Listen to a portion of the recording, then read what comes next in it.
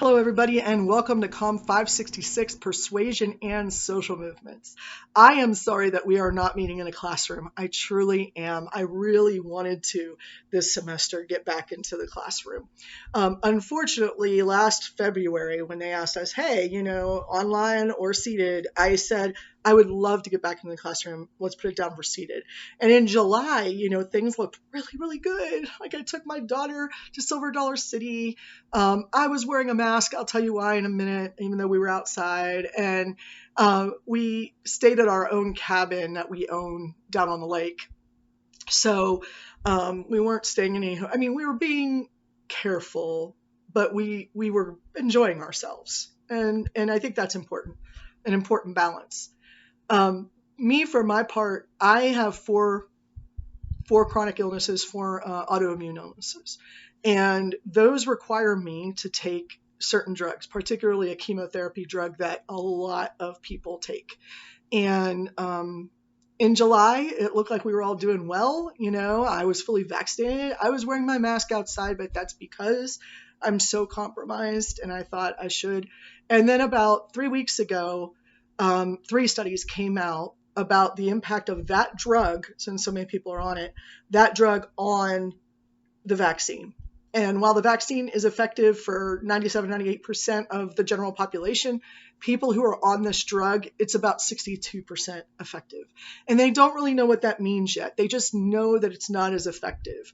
And so my options are basically to stop taking that drug and possibly grow tumors in my lungs, or not cancer, just tumors of a different kind, or to stay on it and be compromised. And so I chose the second. I hope you're okay with that, because as much as I want to be in the classroom, I don't have to be. Like, we can do it. We could do it this way. We really can. And I'm excited because this is the first time ever that I'm doing this class. I did it fully online in the spring, but this is the first time I'm using a new book. I've got smaller assignments for you, rather than a big project, which is exciting in its own way because the big projects tended to get out of hand every semester. But now we've got smaller assignments that I think will actually help us understand social movements more. And the book has a lot of case studies in it, which I really, really like. And I hope you're as excited for it as I am, because in case you didn't notice, this United States of America here, this is our biggest social movement. It used to be our biggest social movement. It is the longest lasting social movement in global history. That we were the first Brexit. Okay.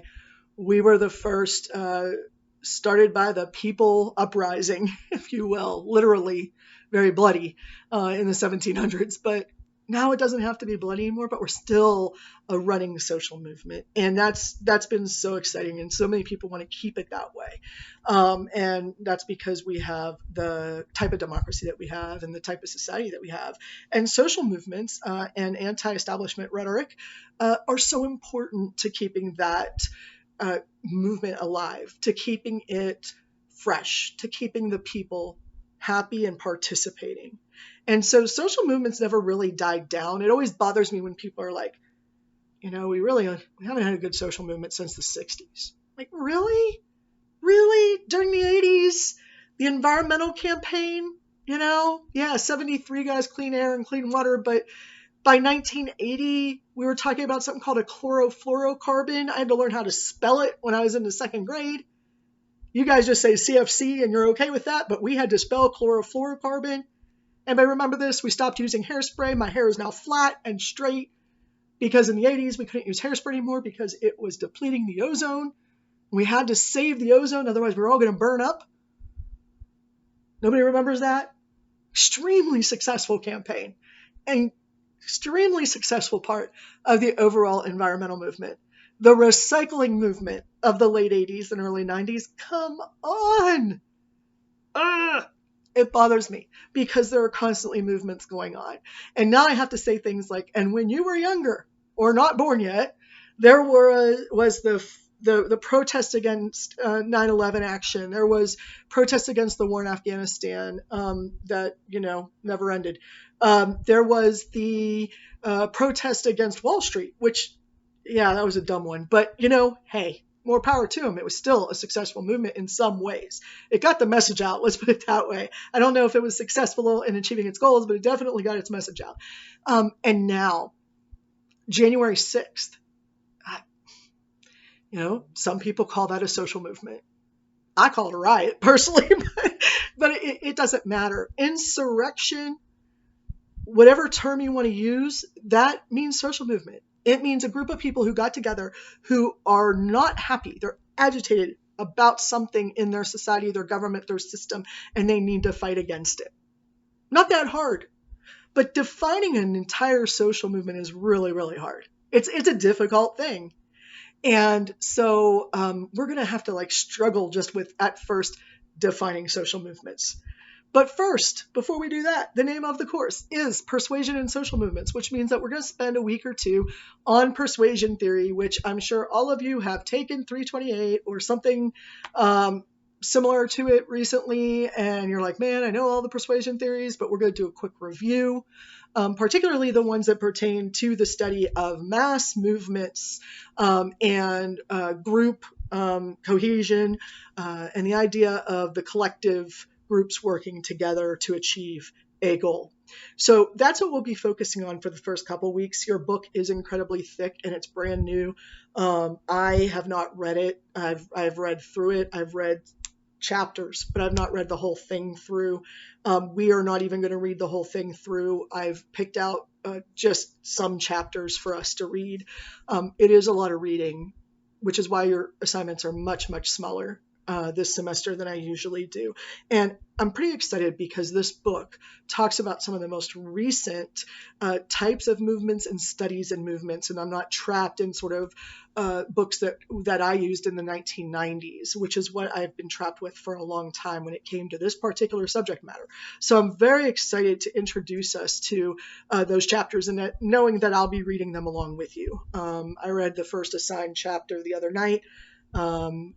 I'm 3 weeks ahead, which isn't a whole lot, and I definitely won't stay there. So I'll be reading along with you. So if you have questions about it, all you have to do is ask, which is why I have the discussion board up for you to ask your peers questions, to ask me questions. These could be content questions. They could be questions about the course, and so on.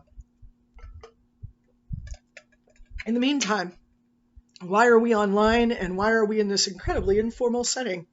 The first reason why we're online, as I said, I was very excited back in the beginning of the year. I'm on this drug. It's the vaccine's not as effective, and I'm more likely to get a variant. And if I do, it's more likely to be worse than it is on someone who is healthy. Healthy and vaccinated especially, but someone who's healthier may not need as much care as I would need. And if you don't know this yet, all the hospitals are just clammed up. I mean, it's a sad, sort of depressing, I think it's fair to say depressing thing that we're living in right now or living with right now. And I understand that. I understand everybody's saying that too. And do they really understand though? I mean, do they? Well, it's added on to all the other anxieties that we have, right? And so whatever it is that we've been anxious about or stressed about, school, grades, etc., work, whatever, now it's even worse. Congratulations. Welcome to the world of nuttiness. So I am not completely ignorant of that, believe me. It's something that's caused me a lot of trouble between kids and grandkids and my own health and, my students, because I taught all summer. So unfortunately, I can't be in the room with you right now. And unfortunately, I can't even be on campus. I haven't been on campus since March of 2020. It's killing me. I have a new office. I haven't even been able to unbox it yet. Been at this university since 2006. Just got a new office. Can't even unbox it. It's killing me because I love offices, which leads me to my second thing. Why am I in this informal setting right now? Why are you in my living room? The answer is because I built a fantastic office like a couple of years ago. Just went and built not built, but I decorated the office downstairs. It had no flooring in it. It had just concrete, and it had a rolling chair and something else. And I just, went and did what I wanted with it, bought myself the double column desk and the whole deal. And I was very excited, painted it colonial blue, have great backgrounds down there, got bookshelves, I've got candlelight if I want it. I have everything I could possibly want in my office downstairs and a much better background. Unfortunately, I also, by the way, have a Zoom room, which is a completely separate room with pale walls, and it's 3/4 soundproof. And nobody cares anymore. Why? Well, because about 10 days ago, I had foot surgery, and I can't go up and downstairs. So great. I have a Zoom room, and I have an office, and I can't go down to them. Or I can't get back up, I guess. So I apologize for that. But hopefully next week or so, I'll be out of this space and into a little more formal place so that we can have a little more formal discussion, which I think makes sense. So my apologies for the informality of this particular video. But hopefully you've had 2 days now to read your syllabus and you understand it. And it is a little intimidating to look at, even for me, which makes it not so fun, actually, when even your professor's intimidated by syllabus. But only because I need to catch up with you all on this subject matter, in the sense that I need to renew what I already know. I'm pretty confident in that. I could teach the course without going crazy and doing new stuff. But hey, we should update things every now and then, don't you think? And I don't want to be teaching you theories that are long past their usage point. So we're going to start in some persuasion theory just to get us going. And then we're going to start talking about social movements. We're going to dive hard into it. One of the first questions that came to my mind is violence a social movement? And a social movement that uses violence, is that still considered a social movement? I have struggled with this question for so long. And some of my students in the past will tell you we've had incredible debates, and I've always stood by the idea that Aristotle said that violence is not rhetoric. It can have a rhetorical message attached to it, but it's not rhetoric in of itself. Oh, okay, so violence isn't rhetoric. Violence isn't a social movement. I'm good. I am done. Stop thinking. Stop learning.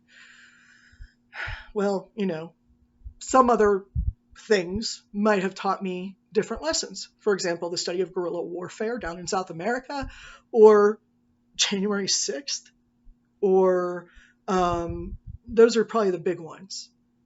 Wait a minute. They're social movements, but there is violence. So what now? So that's a question I always ask people to sort of struggle with a little bit.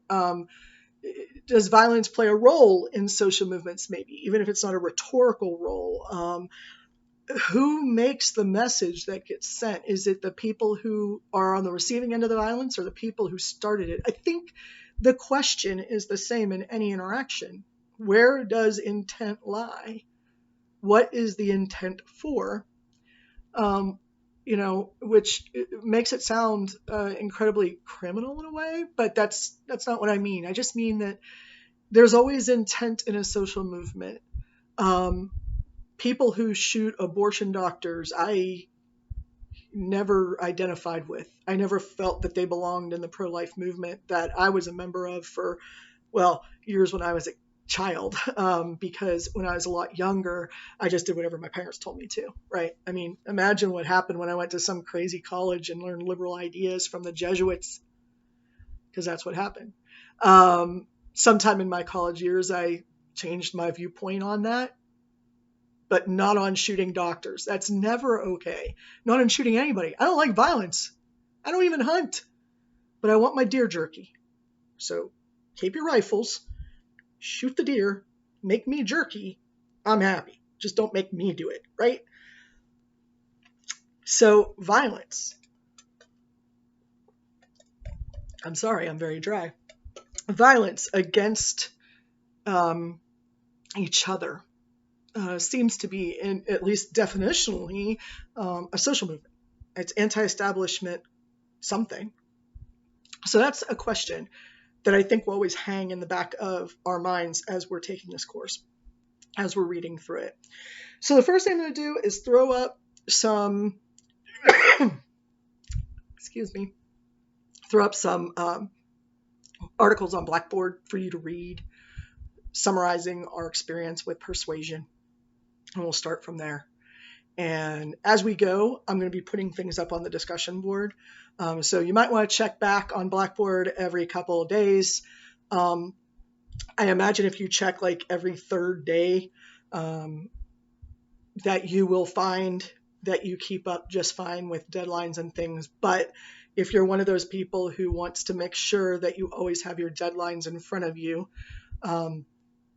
check back every day, because you never know when I'm going to throw something up on there. However, I do also always send an email when I post something new.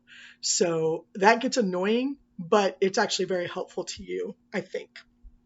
Last thing, I will be having open Zoom office hours, but I also will be having open Zoom sessions just for this class. So they're going to be optional 100%. And you can come on if you want to. I might be one-on-one with you. We might be part of a larger group. You guys may all get together as a class and want to get together online. That's fine. Whatever you want to do.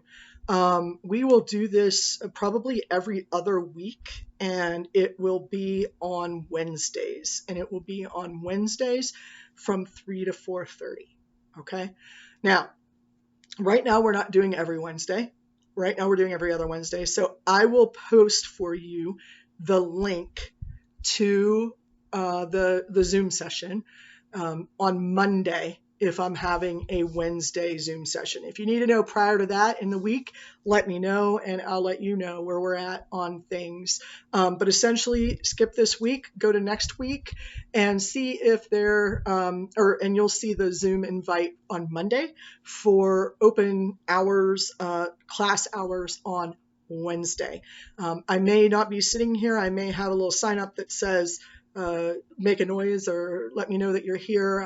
Around, roaming in the house. That's all you have to do, and I'll be here. And if there's one of us, just one-on-one. If there's 5 of you, if there's 12 of you, I don't care. It'll be optional, and we could talk about whatever it is that you want to talk about. Okay. Even if you say, Dr. Dash, I really need to have a discussion about chapter blah, whatever that chapter is, or about this concept, then by all means, we'll do that. All right. So we're going to have a good semester.